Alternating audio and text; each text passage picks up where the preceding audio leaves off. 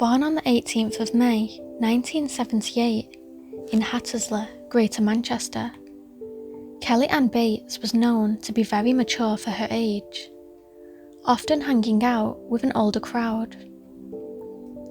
It came at no surprise to her mother Margaret when Kelly told her that she had an older boyfriend. This was Kelly Ann's first boyfriend, and her parents were excited to meet him. However, as Margaret later put it, the first time she met Kelly Ann's boyfriend, who would later become known as Dave Smith, the hairs on the back of her neck went up. This was not just an older boyfriend. Kelly informed her parents that Dave Smith was in fact 32 years old. Despite Margaret's reluctance to begin with, she did take point of how Smith proved to be a concerned and seemingly caring partner to Kelly Ann, even going as far as to call her parents to discuss his concerns with her staying out all night. It wasn't long, however, before Smith's concerns grew to a possessiveness of Kelly. To Margaret's shock, she would also soon find out that Kelly Ann and Smith had been lying to her. Dave was not 32 years old, as the pair had originally claimed. In fact, he was more than 30 years Kelly's senior, at 48 years old. This was older than Kelly Ann's own father. And his name was not Dave, it was James Patterson Smith, who went by the name Jimmy. James Smith was an unemployed divorcee who lived in the Gorton area of Manchester. When Margaret confronted him about his age, he said, "I didn't tell you because I thought you wouldn't want me to be with Kelly because of the age difference." Around the time of the revelations about Smith's real name and age, Kelly Ann began spending more and more time at his home, often going for days on end without word to her family. On the rare occasion that they did see her, Kelly had begun to lose weight. She stopped bathing and taking care of her appearance, and most worryingly, she was covered in bruises and on one occasion, even bite marks. One evening, Kelly Ann had returned home to pack some of her belongings. Margaret noticed that her daughter would not look her in the eye. It was at this point that she forced Kelly Ann to move her hair, and to her horror, Kelly Ann had deep black bruising across half of her face. Despite Margaret's pleas, Kelly refused to admit that Smith was abusing her and refused to leave him. Kelly began to stay away from home for longer and longer periods of time after this, and by the time Kelly was 16, she had stopped seeing her family altogether. Later that year, Margaret received birthday and anniversary cards reportedly from her daughter, but written in Smith's handwriting. She knew something was wrong, but felt powerless to intervene.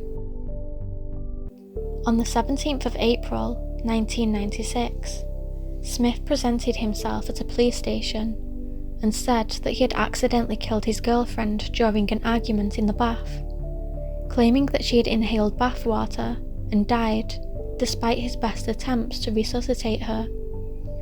When officers arrived to Smith's home, what they saw made it clear that the 17-year-old's death had been anything but accidental. When they got to the address on Furnivall Road, they found Kelly Ann Bates' naked body in a bedroom. Her blood was found in every room of the house, and a post-mortem examination revealed over 150 separate injuries to her body. During the last month of her life, she had been kept bound in the house, sometimes tied by her hair to radiators or chairs, and at other times with a ligature around her neck.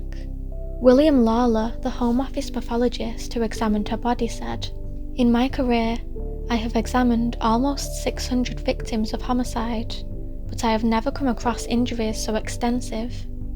The injuries included scalding to her back and left leg, burns on her thigh caused by the application of a hot iron, a fractured arm, multiple stab wounds caused by knives, forks and scissors, stab wounds inside her mouth, crush injuries to both hands, mutilation of her ears, nose, eyebrows, mouth, lips and genitalia, wounds caused by a spade and pruning shears, both eyes gouged out, later stab wounds to the empty eye sockets, and partial scalping. Kelly had suffered for weeks with no chance of escape, and to add to the horror, it was revealed that Kellyanne's eyes had been gouged out from the sockets up to 3 weeks before her death, leaving her to remain in excruciating pain until her eventual murder. She had been starved, losing around 20 kilograms in weight, and had not received water for several days before her death. Smith was immediately charged with Kelly's murder, but denied that he had done anything to kill her that she hadn't specifically asked him to do. He said, "She put me through hell, winding me up." He also claimed that Kelly had taunted him about his dead mother and had a bad habit of hurting herself to make it look worse on him. When asked to explain why he had blinded, stabbed and battered her, he said that she had dared him to do it, challenging him to do her harm. During his trial, it was revealed that over the course of 30 years, Smith had systematically abused and beaten various women that he had been in relationships with, showing a clear pattern of violence against the women who trusted him. Smith would later be described as a sadistic misogynist by his ex-wife of 10 years, and the 2 young girls he dated prior to his relationship with Kellyanne. His ex-wife divorced him in 1980 after 10 years of abuse. Between 1980 and 1982, he began a relationship with 20-year-old Tina Watson. Watson was subjected to severe beatings whilst pregnant with his child. She escaped the relationship after Smith had attempted to drown her. That same year, he then began a relationship with 15-year-old Wendy Mottershead, who was also a victim of his violence. In one attack, he held her head underwater in the kitchen sink in an attempt to drown her. Peter Openshaw, the prosecutor in Smith's trial, said, "It was as if he deliberately disfigured her, causing her the utmost pain, distress and degradation. The cause of death was drowning, immediately prior to which she would have been beaten around the head with a showerhead." Openshaw said, "Her death must have been a merciful end to her torment." Smith was found guilty and given a 20-year minimum sentence for Kelly's murder. As a mark of just how horrific his treatment of Kelly had been, for the first time ever, every juror involved in the case was offered and accepted counselling.